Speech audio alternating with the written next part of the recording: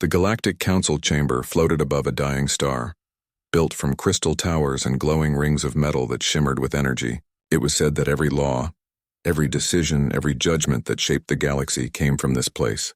For thousands of years, the great alien civilizations had gathered here, deciding who was allowed to live in peace and who would be crushed for daring to disobey. Now, for the first time in history, a small blue world called Earth had been invited.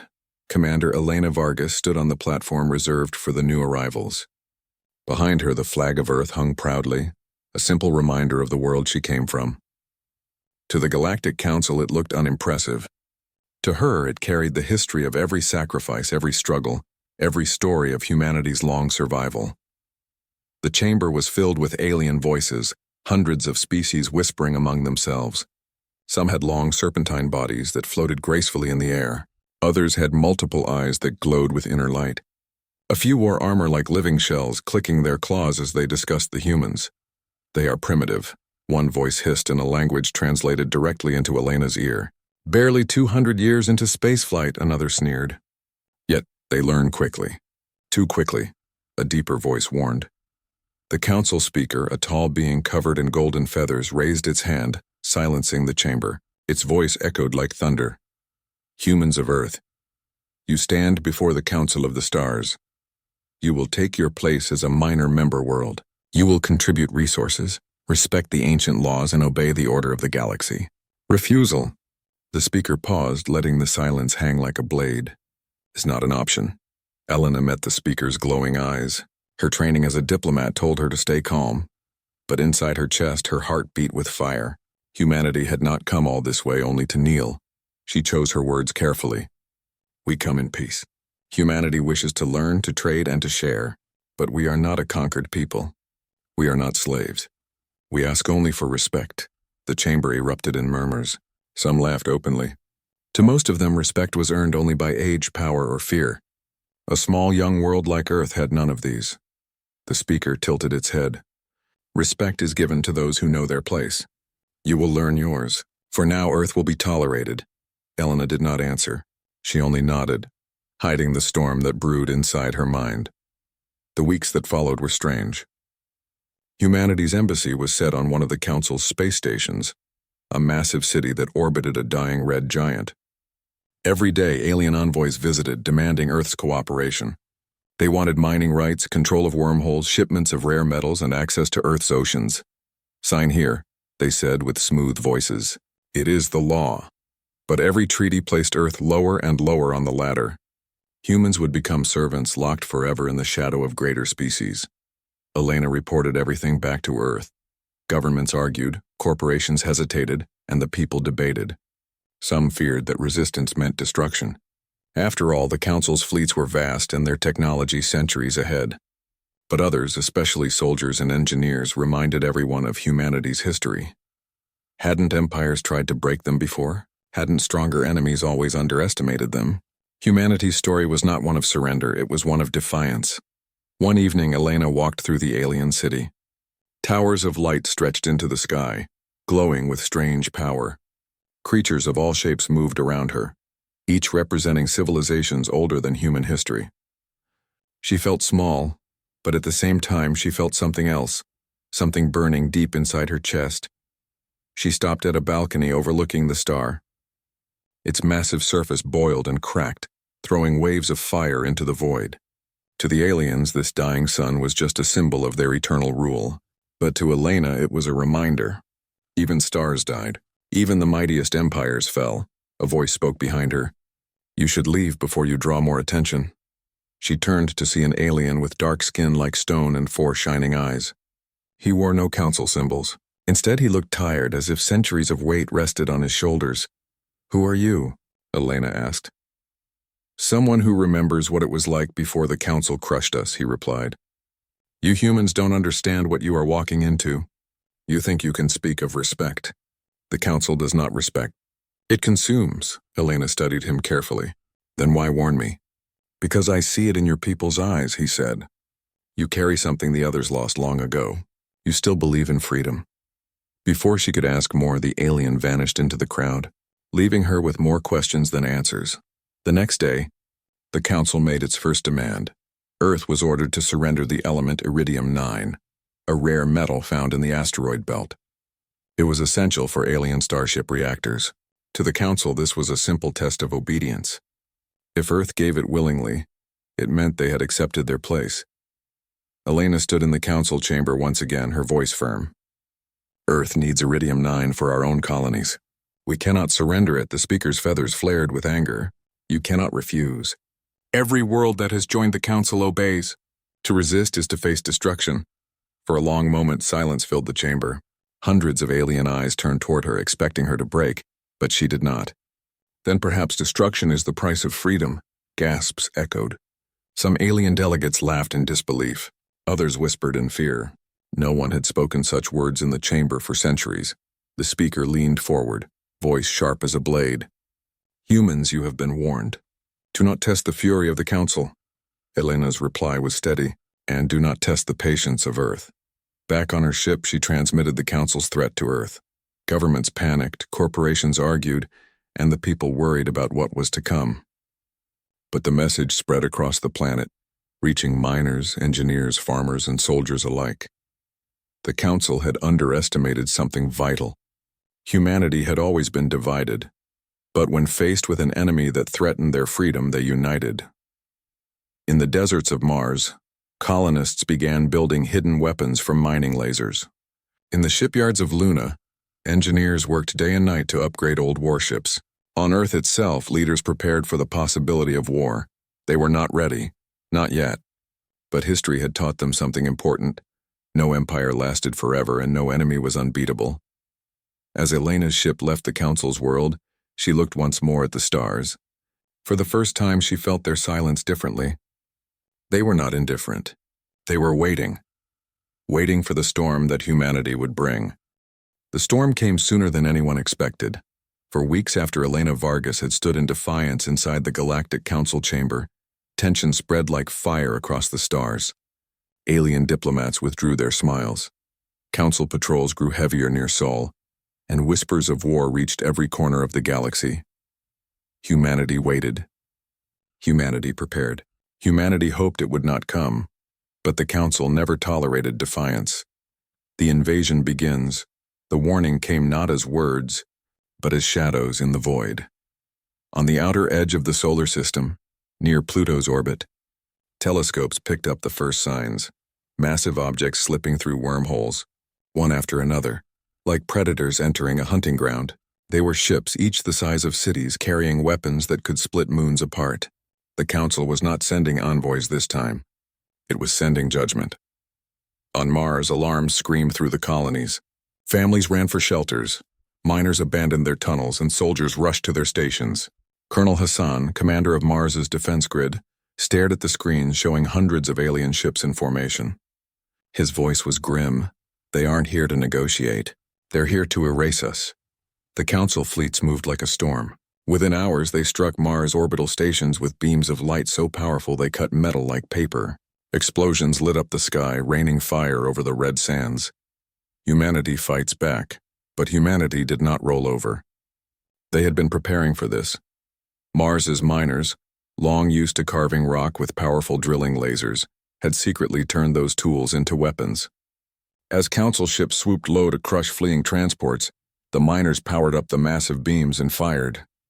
The first alien cruiser split apart, chunks of molten metal scattering into the thin Martian sky. Cheers erupted in underground bunkers, but the victory was brief. The Council's retaliation was swift. Entire mining towns vanished under orbital fire. Still, the message was clear: humans would not die quietly. The battle for the belt. While Mars burned, the asteroid belt became humanity's second front. The Council believed the scattered mining colonies would be easy prey. They were wrong. Captain Aiden Ross commanded the Dauntless, an old human warship refitted with railguns built from cargo launchers. His crew was a mix of soldiers and volunteers, engineers, asteroid haulers, even former smugglers. When the first alien frigate entered the belt, Aiden gave the order, fire. From the rocks around them, hidden launchers spat out solid metal slugs, each the size of a car, accelerated to incredible speed. They tore through the alien ship, breaking it in half. Another cruiser followed. only to be rammed by a human freighter packed with explosives. The asteroid belt became a graveyard of alien and human ships. Humanity fought like cornered wolves. Every rock, every hidden station turned into a weapon, but the cost was high.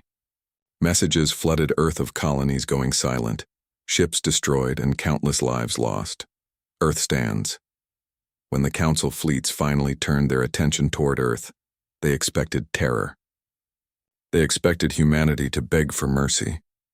Instead, they found the skies bristling with defenses. The orbital stations had been turned into fortresses. Old satellites were repurposed into kinetic strike platforms. Civilian ships were armed with crude weapons ready to ram if needed.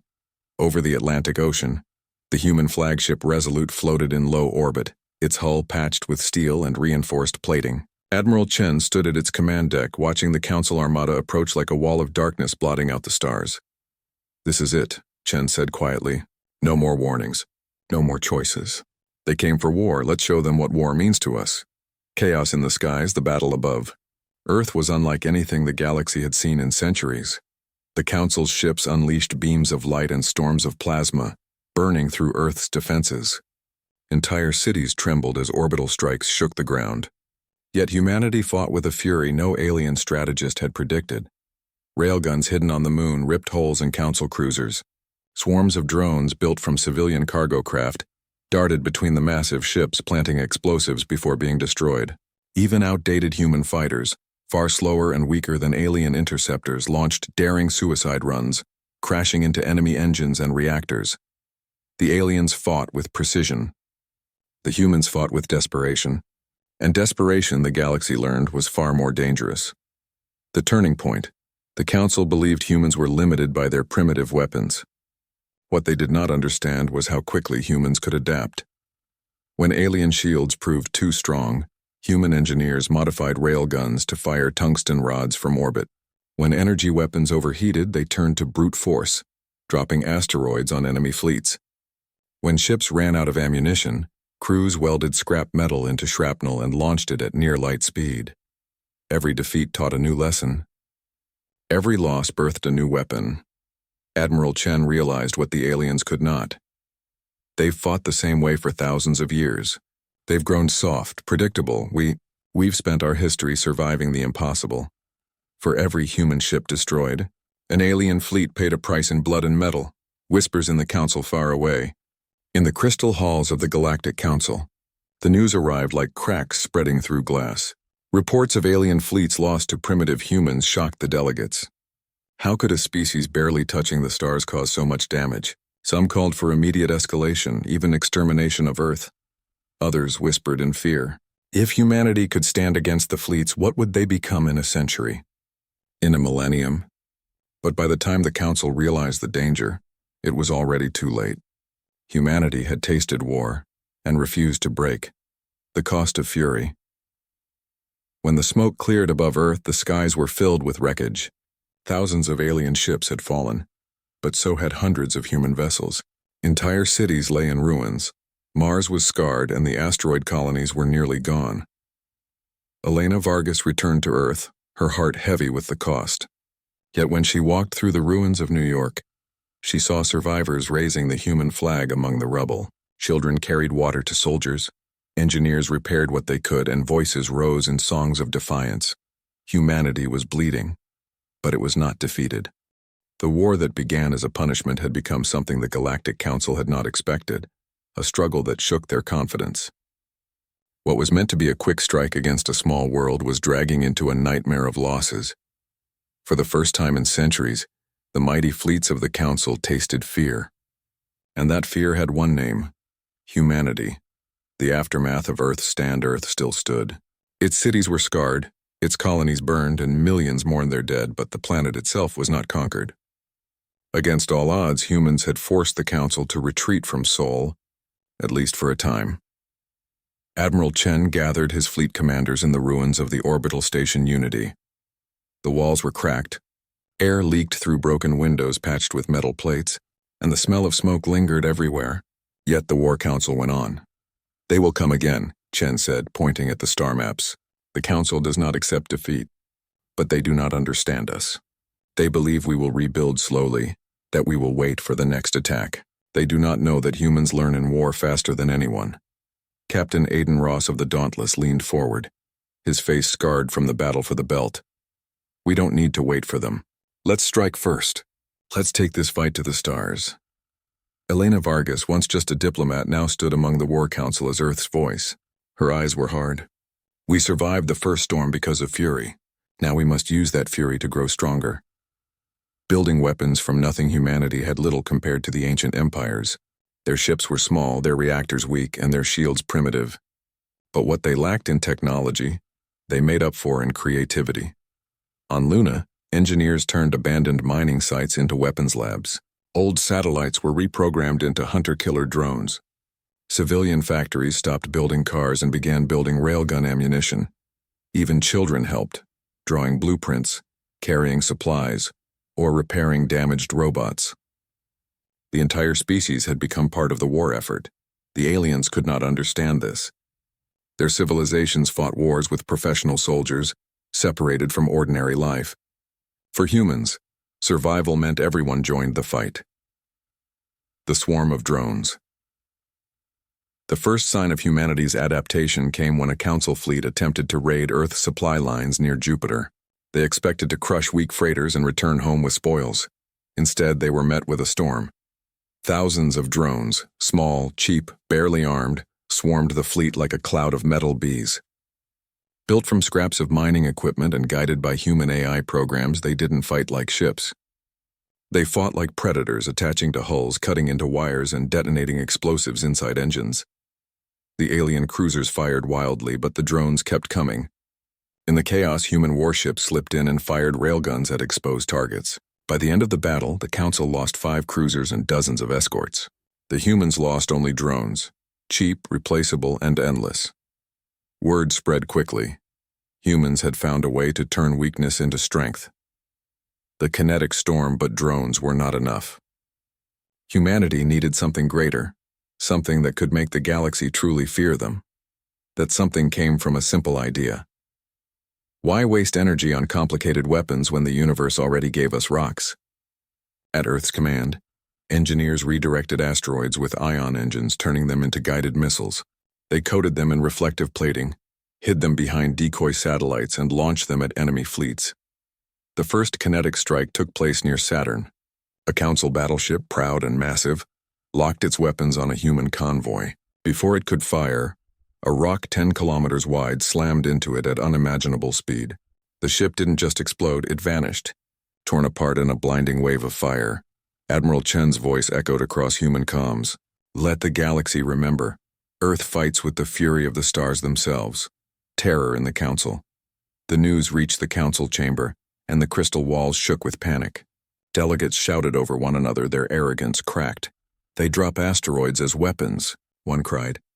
They do not fight as we do, they are chaos, another hissed. If they can strike fleets, they can strike worlds. The Speaker of the Council raised a feathered hand, but even its voice lacked confidence. For the first time in millennia, the Council faced an enemy they did not understand. Humanity was not stronger. Humanity was not older. Humanity was simply relentless. Humanity's unity back on Earth. Something miraculous was happening. For centuries, humans had fought one another, divided by nations, faiths, and politics.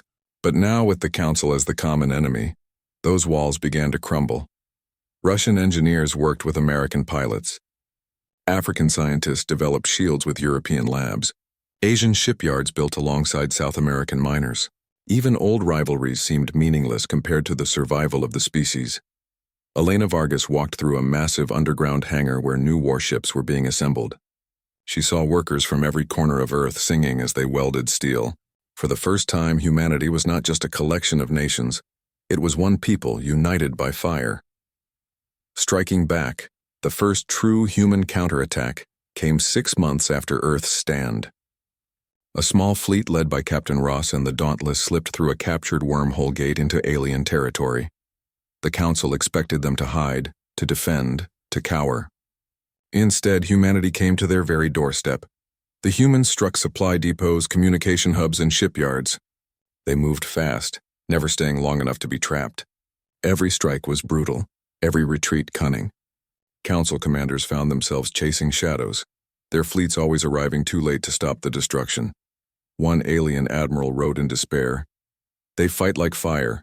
Wherever they touch, they burn us. We cannot hold them." The galaxy watches other species watched from the shadows. Many had lived under the Council's rule for ages, too afraid to rebel. But as they saw the humans stand, something stirred inside them. Whispers spread through hidden channels. If humans could fight, maybe others could too. If humans could resist, maybe the Council was not invincible. Elena received secret messages from oppressed species, offering information, resources, even soldiers. For the first time, humanity was not alone. Humanity's fury. By the end of the year, the galaxy no longer saw Earth as a weak, primitive world. It saw a force that turned desperation into power. Admiral Chen spoke to the United Fleet. His words carried across every human ship. They thought we were fragile. They thought we would kneel. But we have shown them what it means to awaken Earth's fury. From this day forward, no star is safe for those who would chain us. The crews cheered. The sound echoed not just through ships, but through history itself. The Council had wanted obedience. What it had created instead was a storm that could not be stopped. The lesson of war in the quiet that followed. Elena stood on the bridge of her ship, staring at the stars. She knew victory was still far away. Humanity had won battles, but the Council was vast with countless fleets and resources. And yet, she felt something in her bones. Humans had learned to adapt, to strike, to fight without rules. They were no longer just defending Earth. They were reshaping the galaxy's balance of power. The Council had made a terrible mistake. It had forced humanity into a corner, and in doing so, it had taught them how to unleash their fury. The Galactic Council had underestimated humans. They had assumed Earth would bend, would kneel, would give in to their superior fleets and ancient power. Instead, humans had learned, adapted, and fought back in ways the Council could not predict. And now humanity was coming for them. The planet started with a simple idea. If the Council was sending death to Earth, Earth would return the favor. Admiral Chen and Elena Vargas stood in the underground command center beneath the ruins of the old orbital station Unity. Star maps lit up the walls showing every Council system, every wormhole, every weak point in their defenses. "We have hit them in the belt, near Jupiter, and even at Saturn," Chen said. "They still have resources, still have fleets, still have command systems untouched. If we want this war to end, we strike at the heart." Elena nodded. "The capital system, the one they call Aurelius Prime. It is their symbol of power. Destroy it, and the Council will fracture. Win there, and we win the war." The room fell silent. It was dangerous, nearly suicidal. But humanity had survived worse. Building the ultimate weapon, human engineers, scientists, and miners worked around the clock. Months of improvisation and ingenuity turned old mining stations, cargo freighters, and abandoned satellites into something new. They created a weapon unlike any the galaxy had ever seen, a modified wormhole generator capable of redirecting a Council superweapon. The Council had been preparing a sun-dimming machine meant to destroy Earth by draining energy from the sun itself. Humans intended to turn it back against its creators. At first, many thought it impossible. Civilian tech, old freighters, mining lasers, but humans had a long history of turning what was weak into something unstoppable. Elena watched engineers adjust the last controls. "We are risking everything," she said softly. "But if this works, we will show them that humans cannot be controlled." Chen placed a hand on her shoulder.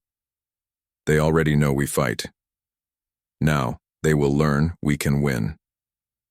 Entering the Council system, the fleet moved in silence. Thousands of ships, small and large, carrying crews trained in survival and combat, slipped through wormholes undetected. They were ghosts, invisible until they struck. As humans emerged from the wormhole near Aurelius Prime, the Council expected another raid, small attacks, minor losses, easily crushed. They did not expect an entire fleet, armed and coordinated, moving in a single deadly wave.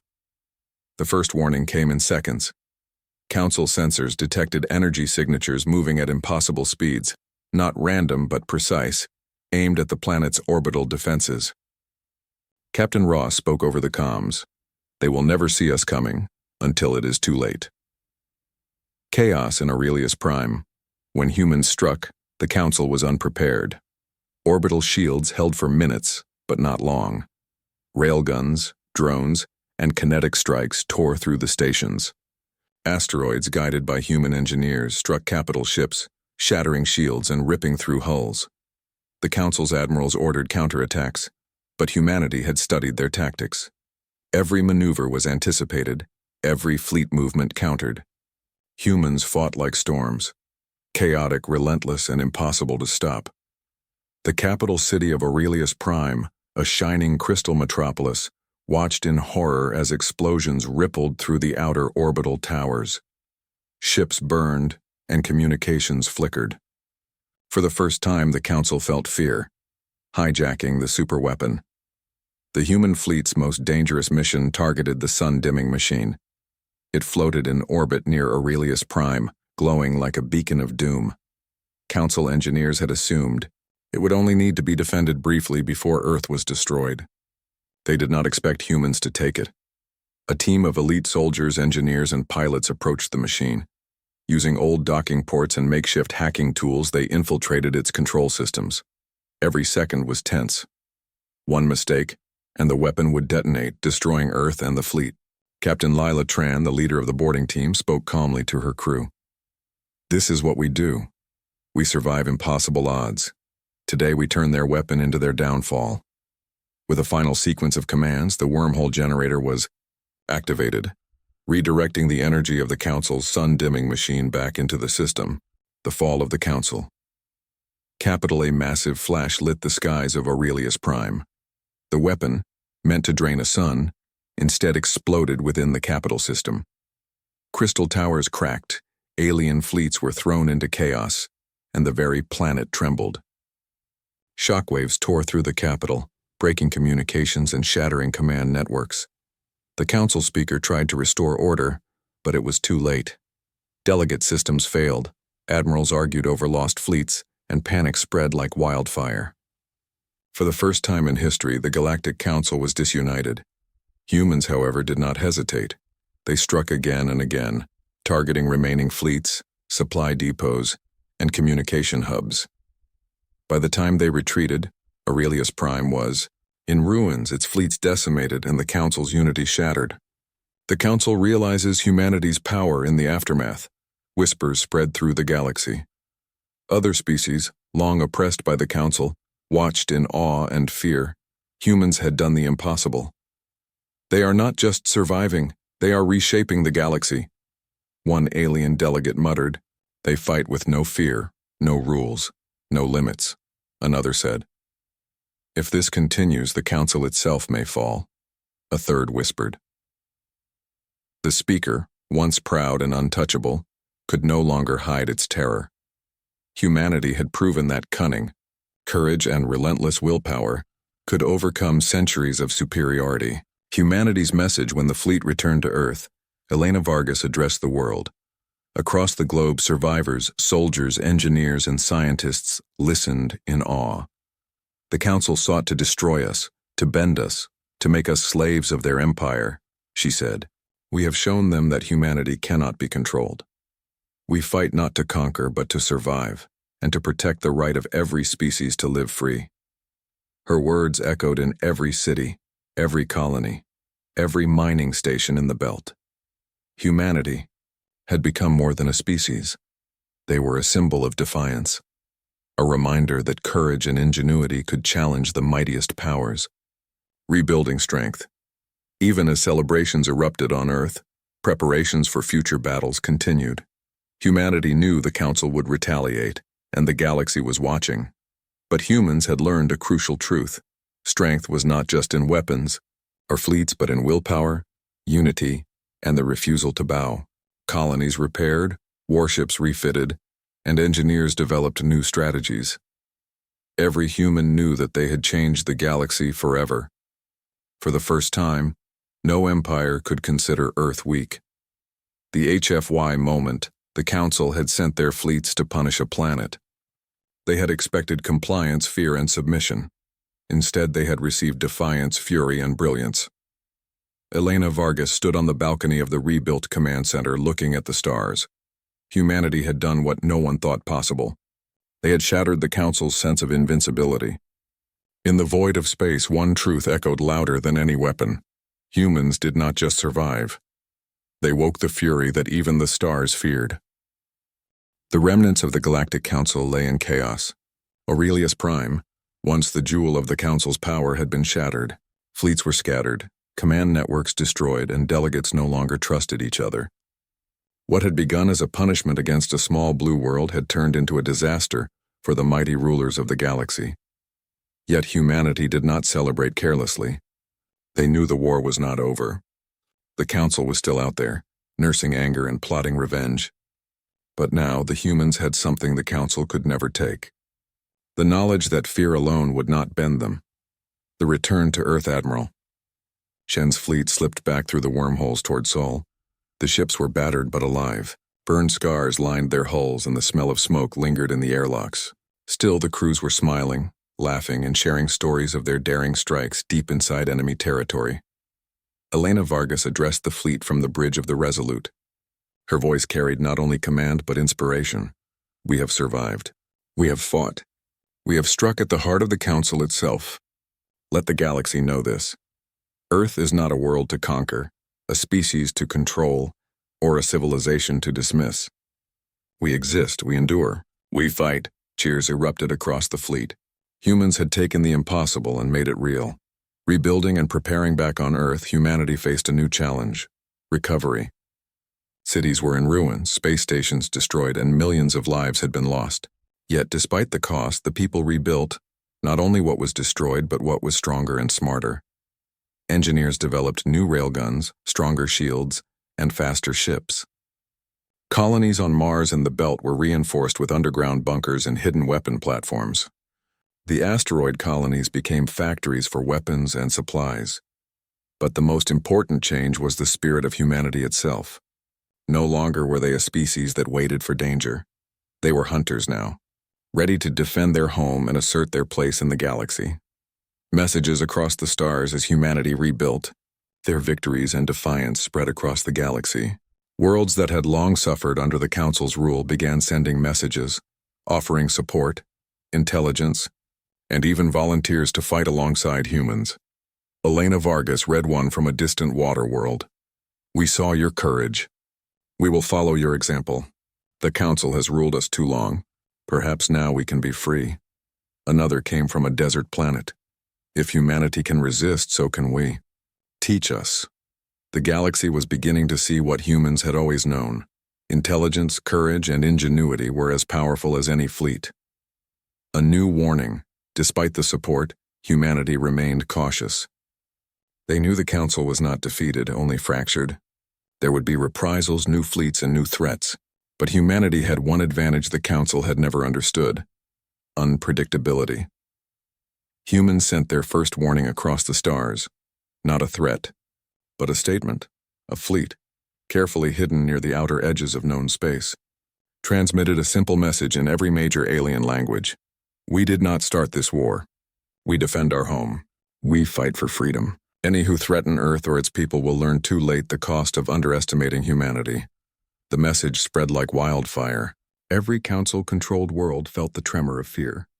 Humans had not only survived, they had claimed the galaxy's attention. The Council's response, inside the remaining Council chambers, panic reigned. Delegates argued, blamed each other, and tried to regain control. But trust was gone. Fleets refused orders, colonies considered rebellion, and even the Speaker could not restore unity. We underestimated them, one elder delegate said. We thought their world was weak, their fleets insignificant. We thought they could be crushed with fear. We were wrong. The Council had learned a truth they could not undo. Humans were not ordinary. They were cunning, adaptable, and relentless. Every plan to intimidate them had only strengthened their resolve. Humanity leads by example. While the Council argued, humans acted. They established trade routes, alliances, and colonies not under the Council's control. They shared knowledge, technology, and hope with other species that had suffered under tyranny. Colonies on Mars sent supplies to water worlds. Engineers helped desert planets create solar defenses. Humans even assisted smaller civilizations in building fleets to resist potential council attacks. Every act sent a single clear message. Humanity would not dominate, but it would protect. Humanity would not kneel, but it would teach others to stand. A final show of strength to ensure the galaxy remembered Earth's power, humans launched a demonstration unlike any before. The Resolute and a fleet of allied ships gathered near a major council-controlled system, far from Earth, visible to the galaxy's sensors. Without firing a single weapon, humans deployed hundreds of drones, moved asteroids into precise orbits, and illuminated their fleet with coordinated energy signals. The display created a spectacle of organized chaos, showing their ability to control space itself. It was not a threat. It was a warning. Earth's reach is limitless, and its people will defend their home at any cost. The Council trembled at the sight. Across the galaxy, whispers spread, humans are not to be ignored. Not ever. Humanity's legacy on Earth, children played among rebuilt cities, unaware of the battles fought to secure their freedom. Farmers worked the land. Scientists developed new technologies, and engineers repaired old spacecraft. Humanity had survived the storm, but more importantly, they had grown stronger. Elena Vargas stood on the rebuilt balcony of Earth's command center, looking at the stars. Her eyes reflected both pride and caution. Humanity has shown the galaxy that strength is not in fleets alone, but in courage, ingenuity, and will, she said softly. We did not conquer. We did not destroy. We survived. We endured. And we will remind anyone who forgets that humans are not to be underestimated. The stars seemed to shimmer in agreement. Perhaps it was the light of distant suns. Perhaps it was something more, a recognition that Earth had awakened a force that could no longer be ignored. The last message. The final message sent from Earth to the galaxy was simple, clear and unforgettable. We are humans. We fight for our home. We protect freedom. Those who threaten us or others will learn too late the cost of defying Earth. Remember this. It became a legend before the first transmission faded. Across systems, the galaxy knew that humanity had arrived, not as conquerors, but as a force that demanded respect. The Council could rebuild. The fleets could regroup. But one truth remained. Humans had changed the rules of the galaxy forever.